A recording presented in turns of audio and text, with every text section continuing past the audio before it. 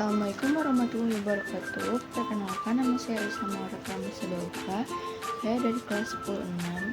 Saya ingin menjelaskan tentang informatika bab 1. Di bab 1 ini menjelaskan tentang berpikir komputasional. Apa sih komputasional itu? Berpikir komputasional adalah cara berpikir untuk memecahkan masalah dengan menggunakan prinsip-prinsip dan konsep-konsep yang digunakan dalam ilmu komputer. Contohnya seperti pemecahan masalah secara sistematis, analisis data, dan desain algoritma. Ini melibatkan pemecahan masalah dengan cara yang berstruktur dan efisien, serta kemampuan untuk mengelompokkan masalah kompleks menjadi bagian yang lebih kecil dan mudah dikelola. Yang pertama, ada pencarian atau searching. Dalam bahasa Inggris, pencarian disebut searching. Proses ini berarti mencari apapun mulai dari benda, konsep, informasi, dan angka yang sekiranya diperlukan dalam mencari solusi atas persoalan.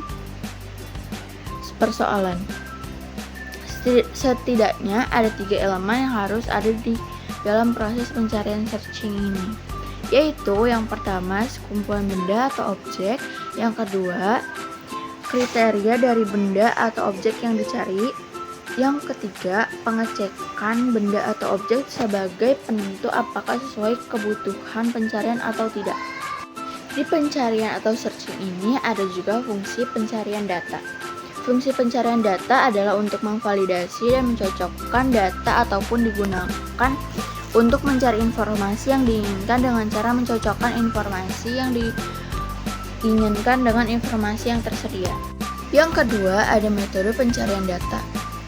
Itu dibagi menjadi 3. Yang A, pencarian statis dan pencarian dinamis. Pada pencarian statis, banyaknya rekaman yang diketahui dianggap tetap. Sedangkan pada pencarian dinamis, banyaknya rekaman yang diketahui bisa berubah-ubah yang disebabkan penambahan atau penghapusan suatu rekaman. Yang B, pencarian sekuensial dan pencarian biner. Pencarian sekuensial digunakan apabila data dalam keadaan acak atau tidak terurut.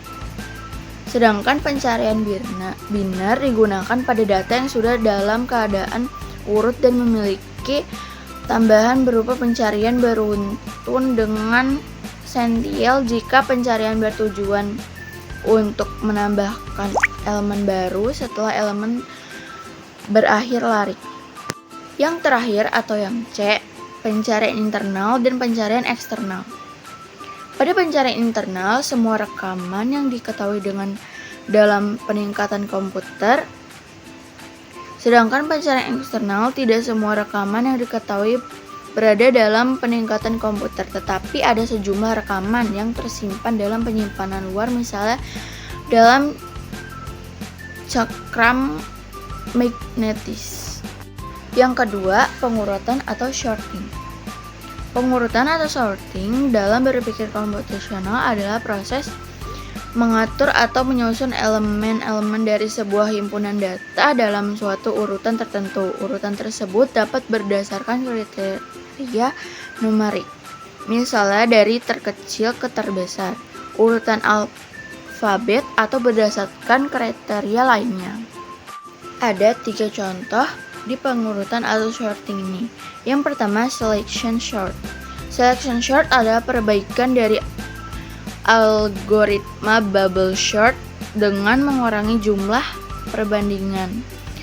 Dikatakan selection sort karena algoritma ini mencoba memilih satu persatu elemen data dari posisi awal untuk mencari data paling kecil dengan mencatat posisi indeksnya saja, lalu dilakukan pertukaran hanya sekali pada akhir setiap tahapan.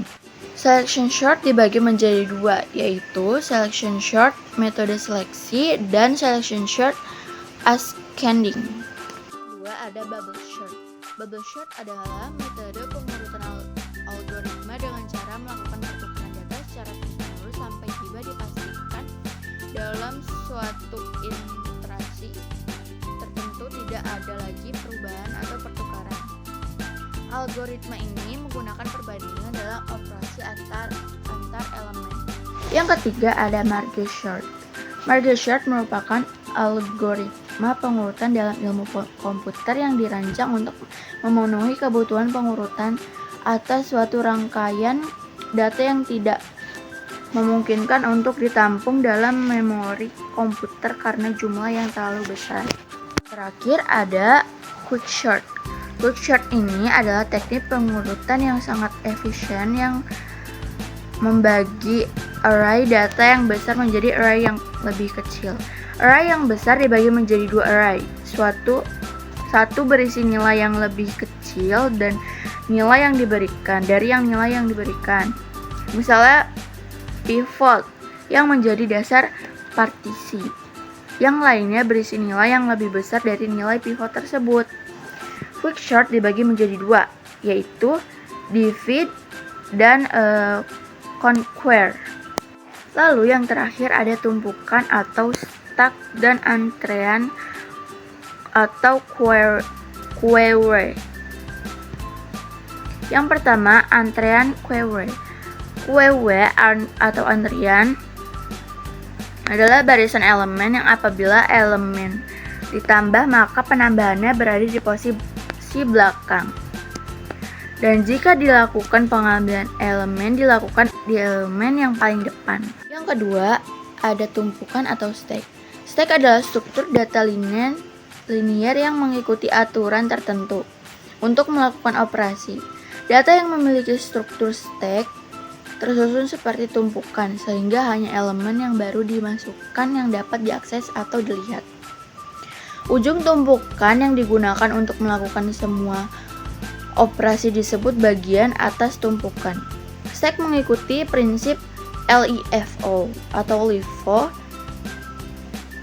yang artinya last in first out, yang berarti elemen yang dimasukkan terakhir akan menjadi elemen pertama yang keluar dari urutan data.